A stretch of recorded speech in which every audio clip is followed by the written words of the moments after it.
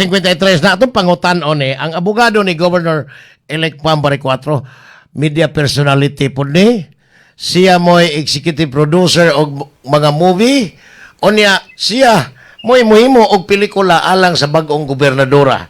Siya mo'y labing popular nga abogado, o niya, ang iyang programa sa kaluhan, Yes, Yes, You. Sa DWIC, si Attorney Ferdinand Topacio. Attorney, good morning po. Good morning po. Maayong buntag sa imong tanan at maraming salamat. Daghang salamat sa pag-guest nyo sa akin dito sa inyong palatuntunan. Kahapon sana, sir, dito tayo sa studio but hindi pumayag ang panahon para sa ating dalawa. Opo, pero nandito naman tayo. So, all's well that ends well, ika na. Attorney, bagamat marami nang alam sa sinabi mo sa press con last Saturday na Opo. papuntang basurahan na po yung DQ, disqualification case na isinampa laban kay Governor Pambari 4 at mayroon pang isa, yung recounting. Sir, marami sa ating mga kababayan kasi naka-live streaming po tayo worldwide. Opo. Mga Bisaya, nandun sa iba't ibang bahagi ng ating mundo. Sabi po Opo. nila, hindi kaya may pag-asa pa kaya ang DQ case o kaya baka unseated daw ang ating gobernadora. Sir, paki-explain po kung bakit hindi na pwede yun kasi parang wala nang silbi, sabi mo noong Saturday. Pero yung hindi nakakaalam pa po, educate us, attorney. Ay, opo.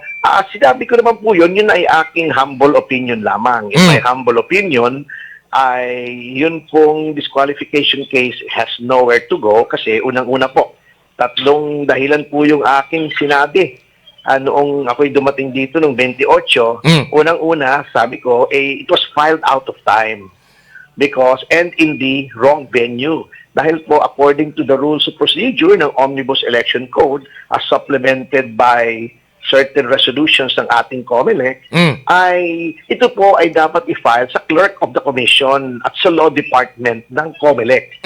Ito po ay final ng yung botante na hindi naman po direkta si Governor Gwen ang nag-file nito. Pero alam naman po natin, di naman tayo pinanganak kahapon. Alam naman natin na siya nagpa-file nito. At mali po ang pagka-file sa Regional Director 7 ng COMELEC final at ito po sa ilalim ng rules of procedure, this is not allowed. So even if they file it now, dapat po yan is not later than the date of proclamation. Tapos na po ng proklamasyon. In fact, kahapon po, nag-countdown tayo, nag-assume na ng governorship si Governor Pam. So, paso na po ito.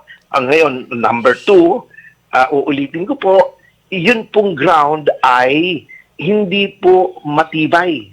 The claim of the disqualification petition is that it was Governor Pam who caused the publication of an unauthorized survey that was in violation of COMELEC Resolution 1119. Ngunit kung titignan po natin yung ebidensya nila, they were not able to prove even just a little bit na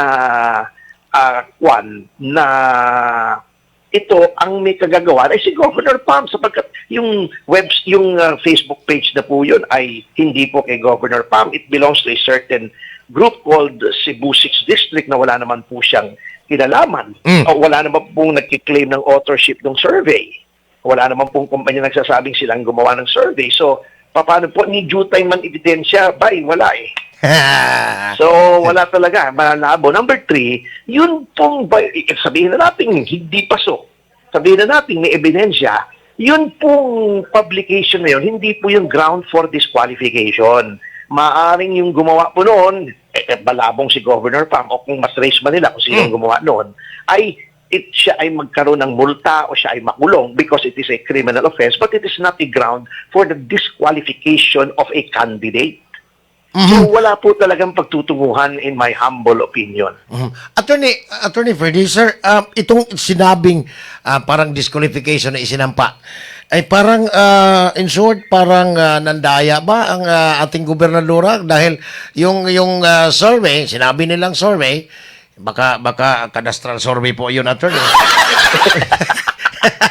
hindi ko alam kung di ba may community resolution na kailangan yung mga poll surveys kailangan i-coordinate sa kanila. Ito po ba posibleng gawa-gawa lamang at at least tantamount to parang pinagbintangan nila ang ating gobernadora na nandaya, sir. Ganun po ba? Opo, yun naman po, iba naman po yung kasong yun. Yun po yung electoral protest. Ang may hawak po ay akakin ding classmate, si Attorney Alagra. Hindi ko po alam yung detalye, ngunit para sa akin, kasi ang pinrotesta po, ayon sa mga reports, ay 4,100 precincts. Lahat ng Clustered presinto ay precincts, pinrotesta. Mm-hmm. Siyempre, pag ikaw nagpoprotesta, ang laging ground ng protesta ay idinaya ka. Pero ang iniisip ko, paano ka makapandaraya? Number one, ikaw ang incumbent na governor, lahat ng bagay Makinarya. dito sa kontrolado mo. O, ikaw may pera, ikaw may makinarya, ikaw may control ng government resources. Number two, yung anak mo, miyembro ng gabinete ni Pangulong Marcos Jr. Yung son-in-law ay isang congressman sa isang district. Yung isang anak mo pa anak ba yata niya isa, si Congressman Garcia. Congressman din. Brad niya, kapatid po niya. Brother pala niya. Paano bago si Governor Pam na mag-isa, walang ticket, walang pera, walang makinarya, siya pa magdaraya. Iibuang man yun paano ba naman mandaraya yun? Mahirap yung mangyari. Pero, ang ginagawa po nila, pinahihirapan lang nila si Governor Pam sapagkat itong electoral protest po, ito ay mahirap, matagal at magastos. At alam nila, walang panggastos si Governor Pam. Kasi may mga board of revisors yan, may proseso yan, mano-mano yan, i-recount yung mga balota, magagastosan both parties. Si Governor Gwen, maraming panggasto. Diba? Sir, paano si Governor Pam? Attorney Ferdy, sino po bang magbayad ng mga revisors? Di ba tatlo yung magbibilang manually? Dalawa po, isang parang neutral. Sa pagkakaalam ko lang, sir, paki-educate lang po namin para po sa atin ng mga tagapakinig. Opo, yung unang-una yung nagpo-protesta pero hindi maaring hindi ka kumuha ng sarili mong tao. Kasi siyempre, alam namang yung side lamang niya ang magre-recount. Hindi maaari yun, baka doon tayo madisgrasya.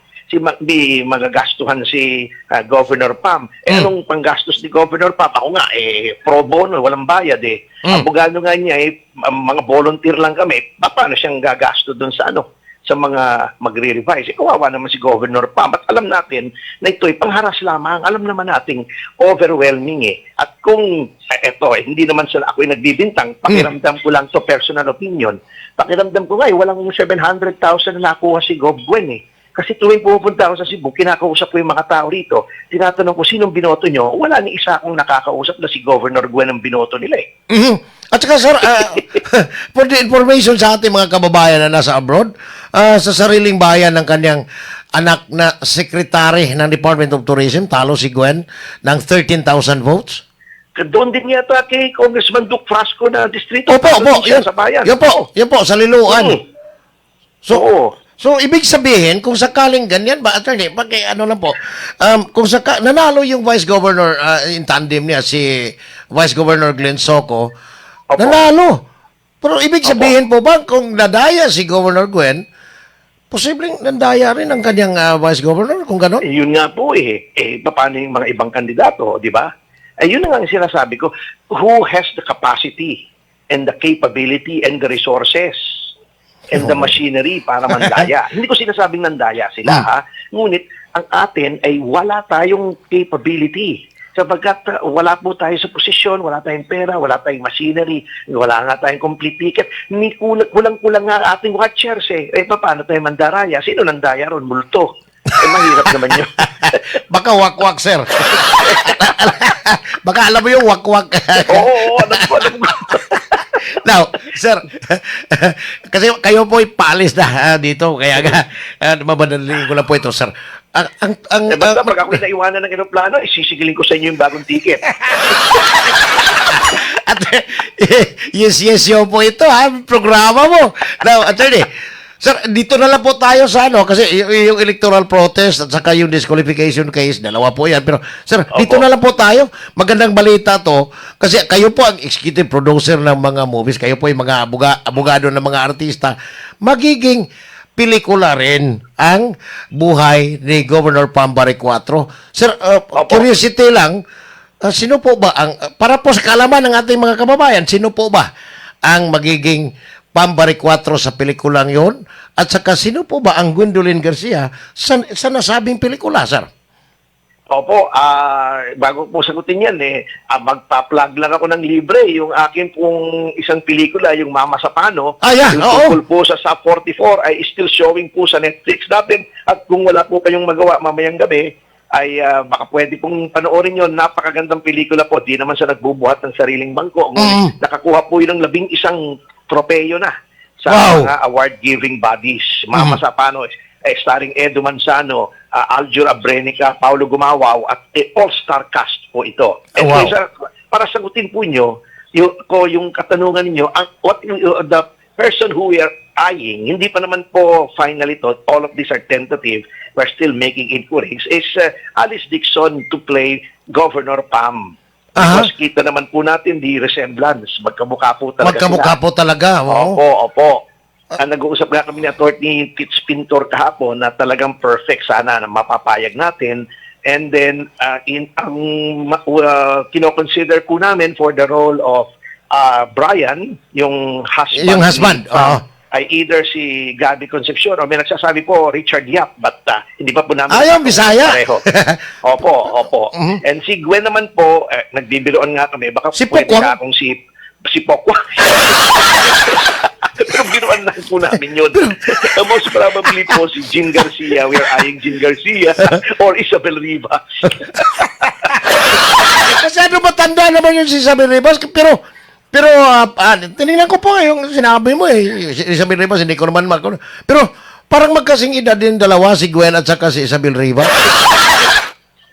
Pero bata-bata po yata si Isabel Rivas or pwedeng si Jean Garcia, kaya lang masyadong bata. Masyadong bata rin. Marami po kayong iniisip si Mylene Garcia, si Mylene Dizon po, iniisip din namin, kaya lang masyado namang maganda si Mylene Dizon para i-play si Gob Gwen. Pero sana sir, si Pokwang na lang kasi para magkamukha sila. Now, sir, kailan kaya sir? Kailan kaya gagawin itong pelikula at kailan rin lalabas sa Netflix at saka mga SM Cinemas? Ito po ay may timeline na po kaming isinumite kay Atty. Pintor. Siya po yung nagko-coordinate ng movie. July 15 po, meron na kaming detailed story treatment. After that, pwede na po kami mag-pre-production. July 30 po ay may first draft na kami ng script. August 10 ay may second draft na kami. And then August 15, final draft. Siguro August 21 po ang aming pull-out. Ang ibig po sabihin ng pull-out sa shooting, pagkatapos ng pre-production at final na yung script, ay first day of shooting, pull-out na po kami. Ibig sabihin, darating na po kami rito sa Cebu, magde-deploy na po kami, and then we will start shooting together with the actors and actresses involved. Wow. So mainly po, siguro mga 90% po of the scenes, of all the sequences, will be shot here on location in Cebu Province. I see. So, Attorney Ferdy, ito ba'y salaysay ng buong buhay ni Governor Pambare 4? At saka, kasama po ba sa salaysay yung buhay ni Gwen na tinalo niya? Hindi po. Yung victory pong yun versus a political giant and a ruling dynasty, yun po talagang highlight ng buhay ni Governor Gwen. Ni Governor Pam, yung pagkatalo niya kay Governor Gwen. Ngunit, that is only part of it. Papakita po natin all the events that led to the kind of leadership that she possesses that was able to defeat a well-entrenched political family. So, papakita po natin, umpisa nung siya ay 8 years old, siya ay binagbabaon ng kanyang mga magulang instead of eating it for herself. She would distribute it to her classmates, etc. Kung how she triumphed as a single mother from poverty. Sabi nga po nung isang writer dito sa Cebu, napakaganda nung feature niya, from lunchbox to leadership.